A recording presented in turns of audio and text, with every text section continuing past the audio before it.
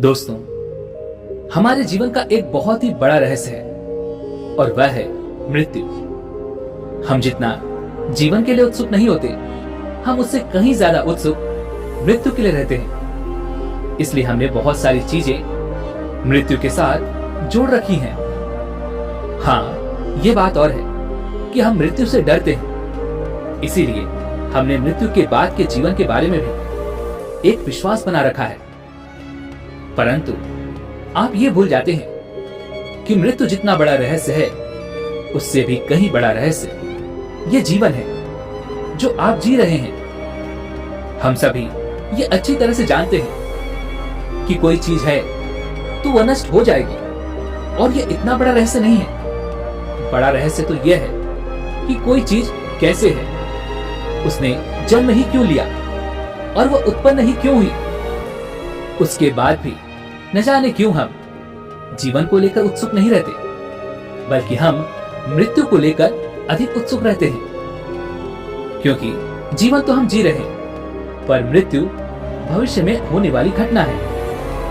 वह कैसी होगी, उसके बाद क्या होगा, कुछ होगा या नहीं होगा, मृत्यु के बाद हमारे साथ क्या होता है, ऐसे कई सारे सवाल हमारे मन में अक्सर ही आते रहते हैं, जिस कारण मृत्यु हमारे लिए जीवन से भी ज्यादा रहस्यमय बन जाती है। और हम सभी इस वास्तविकता को जानते हैं कि एक न एक दिन हम सभी को मृत्यु तो आनी ही है, लेकिन उसके बाद भी हम नासमझ बनकर बैठे रहते हैं। हम ये सोचते हैं कि हम तो अभी बच्चे हैं, हम तो अभी जवान हैं, हमारे पास तो अभी बहुत समय है, हम तो बुढ़ापे में ही मरेंगे। किंतु आप ये भूल रहे हैं कि आपके पास कोई भी ज्यादा समय नहीं है। किसी के पास कितना समय है ये कोई नहीं जानता।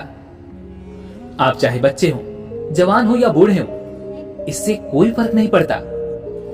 इसलिए आज से ही अपना जीवन जीना शुरू करें, क्योंकि जितना आप खुलकर जीवन को जिएंगे, उतना ही आनंद आपको ये जीवन देगा। इस जीवन को जितना ज्यादा समझ सकते हो, उतना इसे समझने का प्रयास करो, क्योंकि हमारे जीवन के बिल्कुल पीछे मृत्यु भी खड़ी है। मृत्यु का भी एक जीवन होता है, एक समय होता है। जब मृत्यु आ रही होती है तो वह भी एक समय होता है, जब मृत्यु घट रही होती है तो वह भी एक समय ही होता है, और जब मृत्यु हो चुकी होती है तो वह भी एक समय ही होता है, जब सब कुछ समाप्त हो जाता है। और ये बिल्कुल वैसा ही है जैसा कि हमारा जीवन। एक समय हम ये जीवन जी रहे हैं, एक समय ये जीवन घट रहा है, और एक समय हमारा ये जीवन पूरी तरह से समाप्त हो चुका होता है। जिस प्रकार जीवन का एक समय होता है, ठीक उसी प्रकार मृत्यु का भी एक जीवन काल है। पर हम नादान हमेशा केवल अपनी मृत्यु को लेकर चिंतित रहते हैं। ये सोचते रहते हैं कि मृत्यु कैसी होगी, कब होगी, और मृत्यु के बाद हमारे साथ क्या होगा। इस चीज को लेकर हम भयभीत भी रहते हैं। लेकिन जो आज हमारे पास है, अर्थात हमारा जीवन, हम उस पर ध्यान ही नहीं देते। हम तो केवल आने वाली उस घटना के बारे में सोच रहे होते हैं, जो हमारे साथ कब घटित होगा इसके बारे में हम नहीं जानते। और आज की इस कहानी में हम इसी बारे में चर्चा करने वाले हैं। तो ये कहानी बहुत ही महत्वपूर्ण होने वाली है। इस कहानी को अंत तक जरूर सुनिएगा। बहुत समय पहले की बात है। एक नगर में एक गुरु रहा करते थे। उनका एक शिष्य भी था। वह शिष्य हमेशा ही भिक्षा मांगने के लिए पड़ोस के नगर में जाया करता था। एक दिन की बात है, वह भिक्षा मांगकर नगर से वापस लौट रहा था। तभी उसे रास्ते में एक पेड़ पर एक बहुत ही सुंदर चिड़िया दिखाई दी। वह चिड़िया बहुत ही मनमोहक थी, जिसे देखकर वह शिष्य वहीं पर थम गया। उसकी आवाज भी बहुत मधुर थी। वह शिष्य खड़ा होकर उस चिड़िया को देख ही रहा था कि तभी अचानक उस चिड़िया की मृत्यु हो गई। एक जहरीले सांप ने उसे अपना निवाला बना लिया। यह देखकर वह शिष्य बहुत दुखी हुआ। उसकी आंखों से आंसू बहने लगे। वह चाहकर भी उस चिड़िया के लिए कुछ न कर सका। बस अपना शोक प्रकट करके वह वहां से आगे की ओर बढ़ चला। वह दुखी होकर जब अपने मार्ग से आगे बढ़ रहा था, तभी उसने कुछ ही दूर बाद देखा कि एक माँ अपने छोटे बच्चे की मृत्यु पर रो रही थी। रोते रोते उस माँ का बुरा हाल हो चुका था।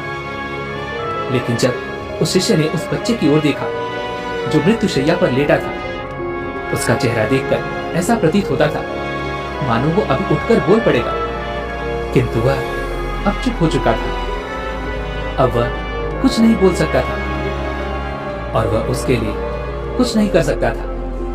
वह चुपचाप आश्रम आया और वह दिन भर उदासी रहा। उसके मन में हमेशा वही सारे विचार चल रहे थे, लेकिन उसने अपने गुरु से कुछ न कहा। अगले दिन फिर से वह भिक्षा मांगने के लिए पड़ोस के नगर में गया।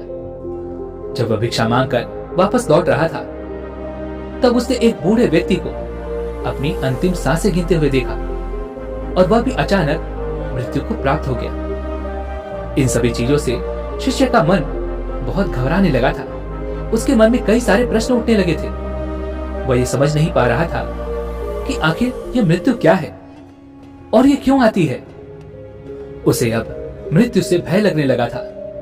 वह वापस आश्रम की ओर आ ही रहा था कि तभी उसने देखा आश्रम से कुछ ही दूर पर एक व्यक्ति पेड़ पर चढ़कर लकड़ी काट रहा था और लकड़ी काटते काटते अचानक उसका पैर फिसल गया और वह जमीन पर आ गिरा। उसके सर पर गहरी चोट लगी थी। आसपास के कुछ लोगों ने उसे पानी पिलाया, लेकिन पानी पीते पीते ही उसने अपना दम तोड़ दिया। यह देखकर शिष्य और भी भयभीत हो चुका था। उसे कुछ भी समझ नहीं आ रहा था कि आखिर वो क्या करे। भीतर से वो बहुत दुखी हो चुका था। उसके सामने ये जो सारी घटनाएं घट रही थी, इन सभी घटनाओं को लेकर उसके मन में कई सारे सवाल उत्पन्न हो रहे थे। वो बहुत दुखी भी था और वह इन सभी प्रश्नों के उत्तर चाहता था। इसलिए वह इसी तरह अपने आश्रम पहुंचा। उन गुरुवर ने जब अपने शिष्य को इस प्रकार दुखी देखा, तो वह अपने शिष्य से कहते हैं, क्या बात है बंते, तुम कई दिनों से मुझे दुखी नजर आ रहे हो। मैंने तुम्हें हमेशा हंसते खेलते देखा है, लेकिन कुछ दिनों से मैं देख रहा हूं कि ना तो तुम ढंग से खाते पीते हो, ना ही चैन से सोते हो। हमेशा बस उदास और दुखी ही नजर आते हो। बंते, दुख तुम्हारे चेहरे पर अच्छा नहीं लगता। आखिर बात क्या है? इस पर उस शिष्य ने अपने साथ बीती हुई वो सारी घटनाएं अपने गुरु को बताई और अपने गुरु से प्रश्न करते हुए कहता है, हे गुरुवर, एक व्यक्ति अपना पूरा जीवन केवल अपने परिवार के लिए ही जीता है। वह अपने परिवार के लिए खुशियां बटोरना चाहता है। वह चाहता है कि उसके परिवार को कभी किसी चीज की कोई कमी ना हो और इसके लिए उससे जो बन पड़ता है वो सब करता है। वह उसके लिए दिन रात मेहनत करता है, अथक परिश्रम करता है, लेकिन अचानक एक दिन वह मृत्यु को प्राप्त हो जाता है। ये बात मेरी समझ में नहीं आ रही। हम सभी जन्म लेते हैं और हम सबका जीवन मृत्यु तक जाता है, पर मृत्यु तो बुढ़ापे में आती है। फिर आखिर कुछ लोग इस तरह से बचपन में ही क्यों मर जाते हैं? कुछ लोग अकस्मात ही मृत्यु को प्राप्त हो जाते हैं। किंतु हे गुरुवर, मृत्यु तो बुढ़ापे में आनी चाहिए और सबकी मृत्यु बुढ़ापे में ही तो लिखी है। फिर आखिर कुछ लोग इस तरह समय से पहले ही मृत्यु को क्यों प्राप्त हो जाते हैं? इन सभी का क्या कारण है गुरुदेव? उन गुरुवर ने अपने शिष्य की सारी बातें ध्यानपूर्वक सुनी और फिर वह अपने शिष्य से कहते हैं, इस दुनिया में कभी भी कोई भी समय से पहले मृत्यु को प्राप्त नहीं होता। इस मृत्यु का बुढ़ापे से कोई संबंध नहीं। मृत्यु का संबंध कर्म और नियम से बंधा है। नियम कहता है कि कोई भी व्यक्ति या कोई भी प्राणी या निर्जीव व्यक्ति जो भी प्रकट हुए हैं, जिसका भी जन्म हुआ है, जो बना है, उसके जन्म के साथ ही उसके दो जीवन चलते हैं। अर्थात हम एक ओर जीवन जीते हैं तो दूसरी ओर मृत्यु जीते हैं। उन गुरुवर की यह बात सुनकर वह शिष्य थोड़ा सा आश्चर्यचकित हो गया और वह उन गुरुवर से कहता है, हे गुरुवर, आप क्या कहना चाहते हैं? हम तो मनुष्य हैं और हम अपना जीवन ही तो जी रहे हैं और जीवन के बाद हमारी मृत्यु हो जाती है और मृत्यु के बाद भला कौन जीता है? किंतु आप कह रहे हैं कि हम जन्म के साथ ही 2 जीवन जीते हैं। ये बात मेरी कुछ समझ में नहीं आ रही। कृपया करके साफ और स्पष्ट तौर पर बताएं।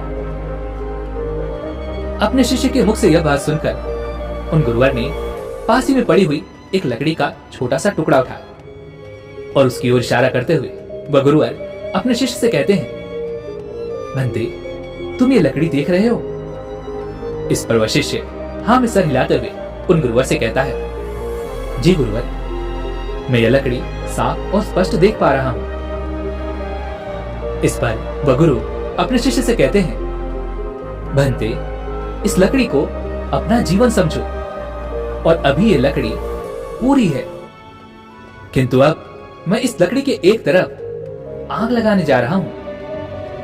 और इतना कहकर उन गुरुवर ने उस लकड़ी की एक सिरे पर आग लगा दी और फिर उस शिष्य को समझाते हुए कहते हैं, भंते, ये जो आग है ये जीवन है। इस जीवन की आग में हमारा जीवन लगातार जलता ही रहता है। और उस आग की ओर इशारा करते हुए वह उस शिष्य से कहते हैं, ठीक इस आग की तरह, इस लकड़ी की तरफ देखो, ये लकड़ी किस प्रकार जलकर छोटी होती जा रही है। वह शिष्य उस लकड़ी की तरफ ध्यान से देखने लगा। धीरे धीरे उस लकड़ी का एक सिरा तेजी से जलता रहा और वह जलते जलते आखिरकार वह लकड़ी एक छोटे आकार की हो गई। इस पर वह गुरु अपने शिष्य से कहते हैं, भंते, ये जितना हिस्सा इस लकड़ी का जल चुका है ये मृत्यु का जीवन है, और यह जो जितना हिस्सा अभी बचा हुआ है ये हमारा जीवन है जिसे हम जी रहे हैं। किंतु धीरे धीरे लकड़ी का ये जो बचा हुआ हिस्सा है ये भी जलकर राख हो जाएगा और हमारा जीवन और भी छोटा हो जाएगा। और फिर एक समय ऐसा भी आएगा जब हम मृत्यु को प्राप्त हो जाएंगे, और यही वो समय होगा जब मृत्यु पूरी हो जाएगी। अर्थात एक ओर से जीवन मृत्यु की ओर यात्रा करता है और दूसरी ओर मृत्यु जीवन की ओर यात्रा करती है। अपने गुरु के मुख से यह सुनकर वह शिष्य उन गुरुवर से एक बार फिर प्रश्न करते हुए कहता है, हे गुरुवर, आपने जो कुछ भी कहा वह सत्य है, परंतु जन्म के साथ ही जीवन मृत्यु की ओर और मृत्यु जीवन की ओर बढ़ता है। परंतु कुछ लोग अकाल ही मृत्यु को प्राप्त हो जाते हैं। ना तो वो मृत्यु की ओर पूरी तरह से बढ़ पाते हैं और ना ही मृत्यु उनकी ओर पूरी तरह से आ पाती है। वह जन्म से बुढ़ापे तक का सफर भी नहीं कर पाते, बल्कि किसी दुर्घटना में उनकी अकाल मृत्यु हो जाती है। वह कोई भी हो सकता है, वो बच्चे भी हो सकते हैं, जवान भी हो सकते हैं। आखिर ऐसा क्यों? इस पर वह गुरुवर मुस्कुराते हुए अपने शिष्य से कहते हैं, भंते, कोई भी मृत्यु दुर्घटना नहीं होती। जो जैसे और जिस समय और जिस तरह से मृत्यु को प्राप्त होना है वह वैसे ही होगा। ये सब तो कर्मों का खेल है। हमारे कर्म ही हिसाब बराबर करने का काम करते हैं। कुछ लोग आरामदायक मृत्यु को प्राप्त होते हैं तो कुछ बहुत कष्टदायक मृत्यु को प्राप्त होते हैं। कुछ जीवन भर दुखों में जीते हुए अंत में जाकर बुढ़ापे में मृत्यु को प्राप्त करते हैं। कुछ लोग मृत्यु की कामना करते हुए मृत्यु को प्राप्त करते हैं। कुछ लोग बहुत छोटा सा जीवन जी पाते हैं और उसमें वह सुखी भी रहते हैं, और कुछ लोग तो जीवन की शुरुआत करते ही मृत्यु को प्राप्त हो जाते हैं। और जो लोग बहुत लंबा जीवन जीते हैं वे लोग उसमें अपनी समझ का विकास करते हुए अपने बुरे कर्मों के प्रभाव को कम करते हुए चलते हैं और अच्छे कर्मों के प्रभाव को बढ़ाते चलते हैं, जिस कारण उन्हें एक अच्छा जीवन मिल पाता है। वे लोग अपने बुरे कर्मों के कारण अपनी चेतना को अच्छी तरह समझ पाते हैं, वे उसे निखार पाते हैं और ऐसी चेतना हमेशा उन्हें बुराइयों से बाहर आने में उनकी मदद करती है।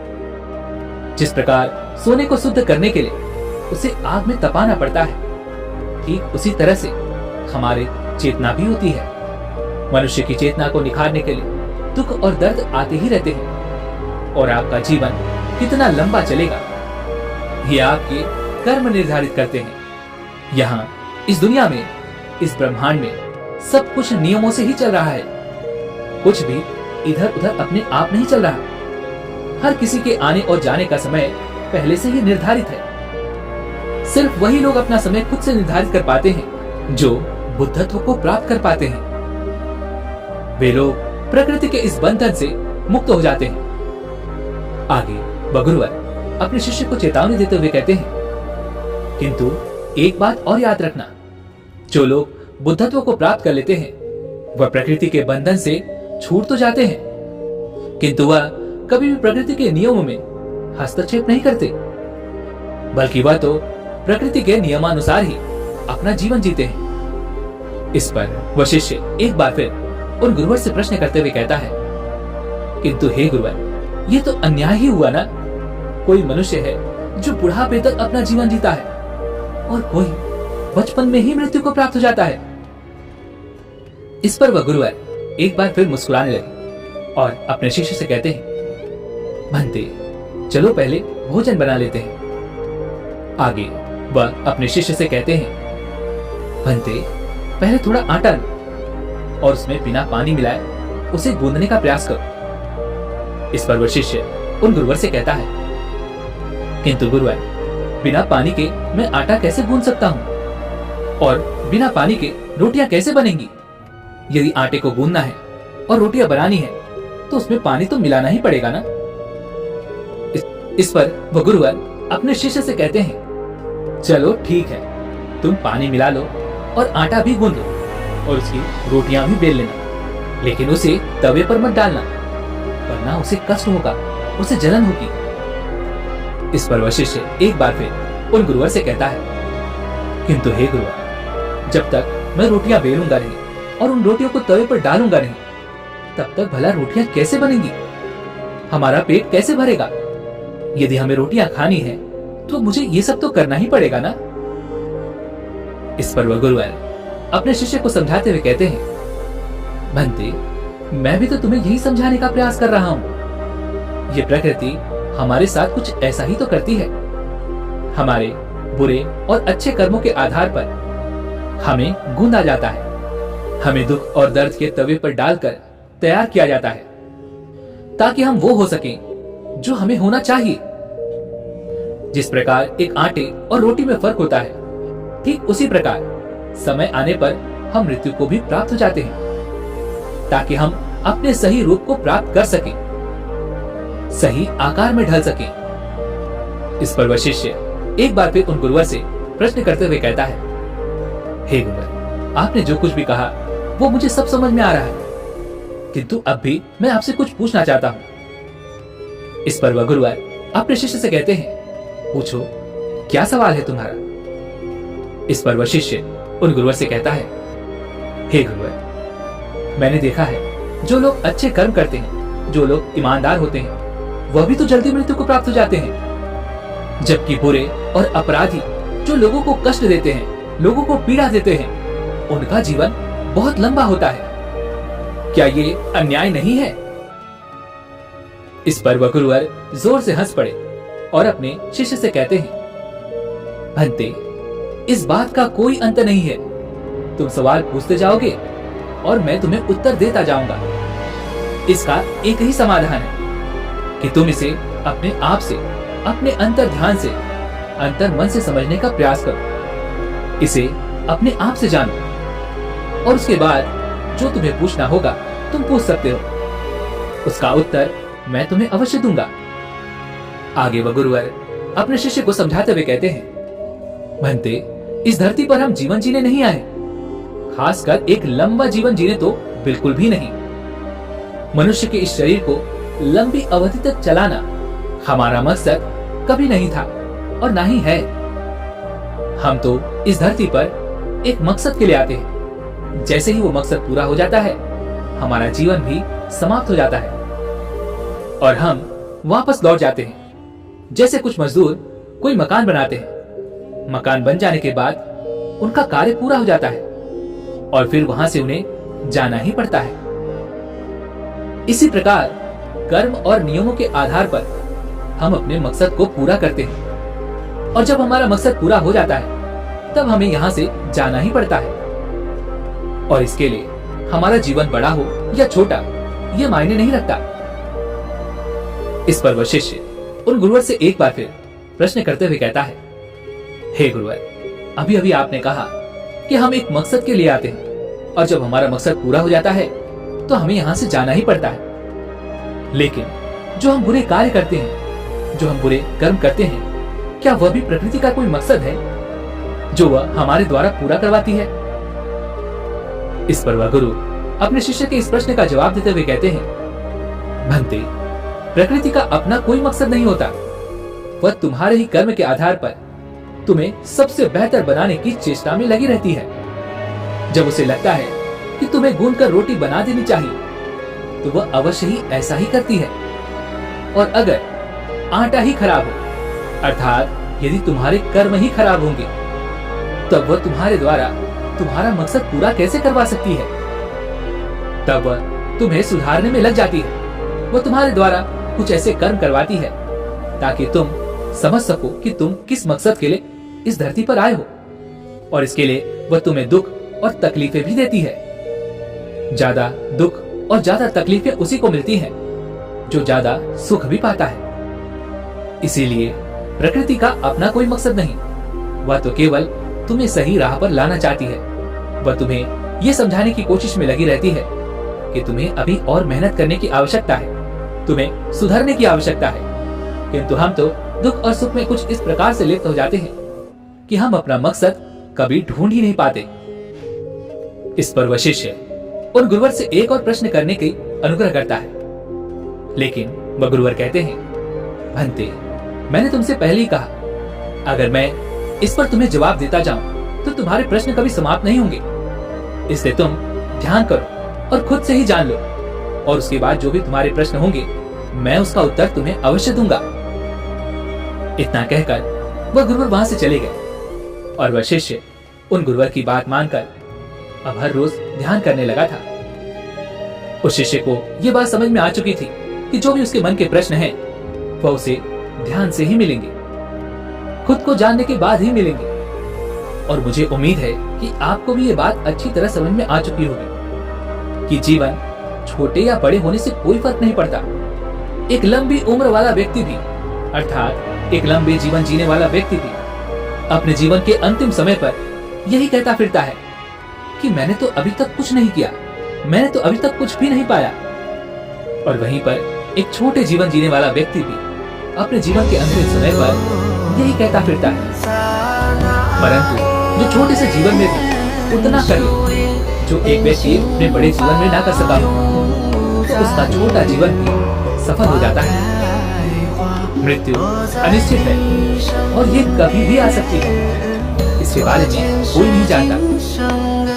आपको तो ये सोचना चाहिए कि आप बहुत ही खास हो, क्योंकि जिस प्रकार हमें जन्म के साथ हमारी सांसें मिलती हैं, ठीक उसी प्रकार हमें जन्म के साथ हमें हमारी मृत्यु भी मिलती है। और मृत्यु ही हमें सही सांचे में ढालती है, हमें एक नए जीवन की ओर ले जाती है, एक नई दुनिया में ले जाती है जहाँ पर हमारा वक्त आ चुका है। उम्मीद है कि आपको आज की इस वीडियो से बहुत कुछ सीखने को मिला होगा। इसी के साथ में अगर आपको ये वीडियो पसंद आई हो तो इस वीडियो को लाइक और अपने दोस्तों के साथ शेयर भी जरूर कीजिएगा, और हमें ऐसे ही सपोर्ट करने के लिए